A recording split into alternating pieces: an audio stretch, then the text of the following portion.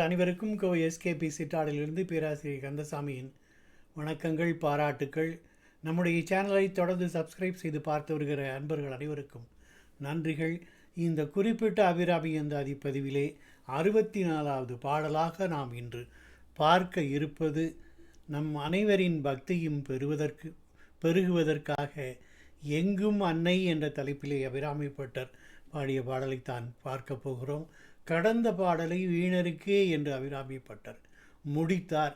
ஆகவே இந்த பாடலை வீணே என்று ஆரம்பித்து, வீணே பலிகவர் தெய்வங்கள் பார்ச்சென்று மிக்க அன்பு பூணேன் உனக்கு அன்பு பூண்டு கொண்டேன், புகழ்ச்சிகள் இன்றி பேணேன் ஒரு பொழுதும், திருமேனி பிரகாசமின்றி காணேன், இருநிலமும் திசை நான்கும் ககனமுமே என்று அபிராமி பட்டர் பாடி முடிக்கிறார். எல்லோரும் நாம் இந்த பாடலை பாடி பயன்பெறுவதற்காக எளிய தமிழிலே தனித்தனி சொற்களாக பிரித்து நான் எழுதியிருக்கிறேன். அதை நாம் இப்போது பாடி அதன் பிறகு இதனுடைய பாடலுடைய பொருளை அறிந்து கொள்ளலாம்.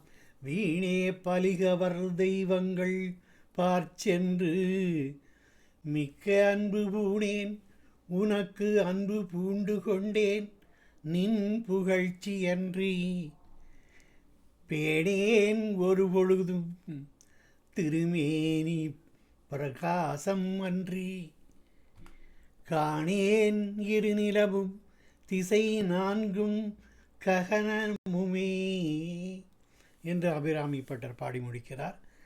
இந்த பாடலினுடைய சொற்களை தனித்தனியாக நாம் எடுத்துக்கொண்டு அதனுடைய பொருளை நாம் பார்த்தோம் என்று சொன்னால், ககனம் என்றால் அது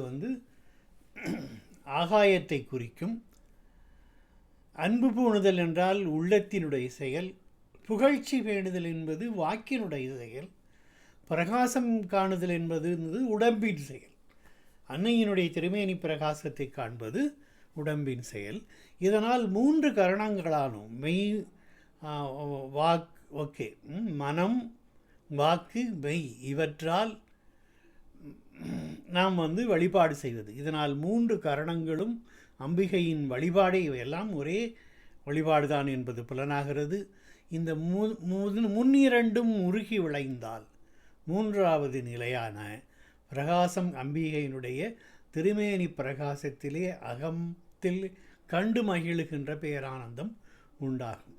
ஆகவே வீணே பலிகவர் தெய்வங்கள் பார்ச்சென்று என்றால், வாழ்க்கை வீணாகும்படி உயிர் பலியை கொள்ளும் சிறு தெய்வங்களையெல்லாம் நான் தேடி சென்று மிக்க அன்பு பூணேன், பெரிய அளவெல்லாம் அன்பு வைக்க மாட்டேன் தாயே அபிராமி வள்ளி, உனக்கு அன்பு கொண்டு கொண்டேன், என்னுடைய மிகுதியான அன்பு உன்பால் தான் இருக்கிறது, நின் புகழ்ச்சி இன்றி பேணேன் ஒரு பொழுதும், ஒரு காலத்திலும் உன்னை புகழ்ந்து பாடாமல் வேறு ஒன்றின் மீதும் விருப்பம் கொள்ள மாட்டேன்,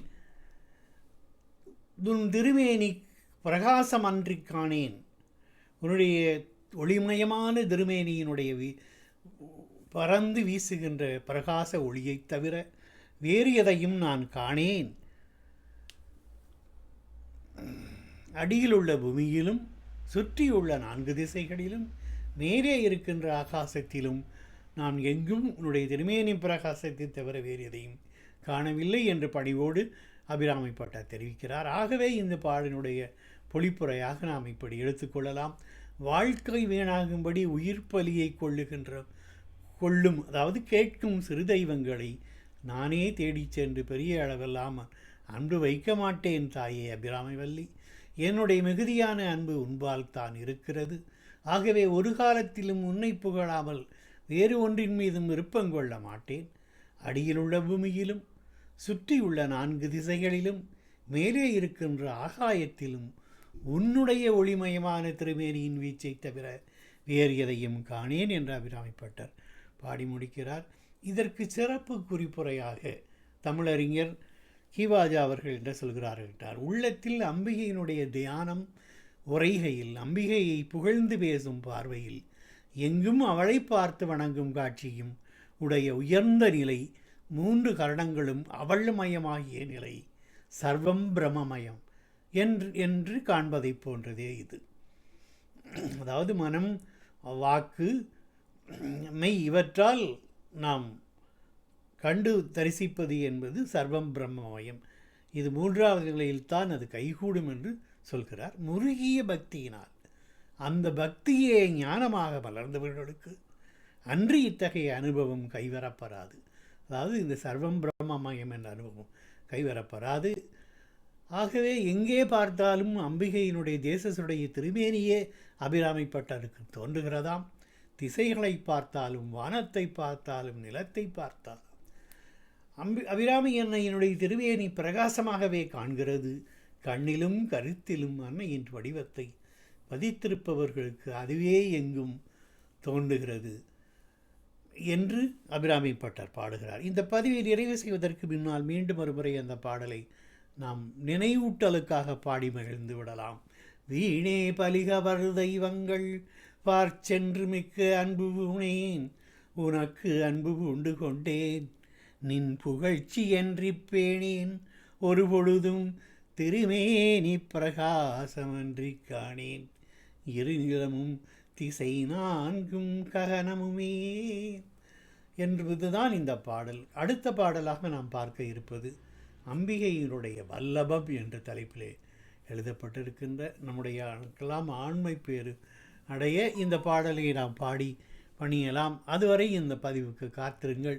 தொடர்ந்து நம்முடைய சேனலை சப்ஸ்கிரைப் செய்து ஆதரவு தாருங்கள். வணக்கம், நன்றிகள்.